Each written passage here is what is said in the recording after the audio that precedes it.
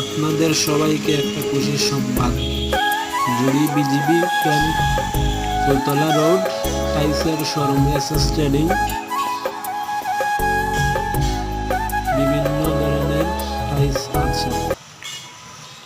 DVL, Sheltech, ceramics, ATI এগুলার মধ্যে টাইস আছে। টাইসের মধ্যে নাম লেখিয়ে নেওয়া হয়, তাও দেওয়া যায়। সুন্দর সুন্দর সিনারি আছে।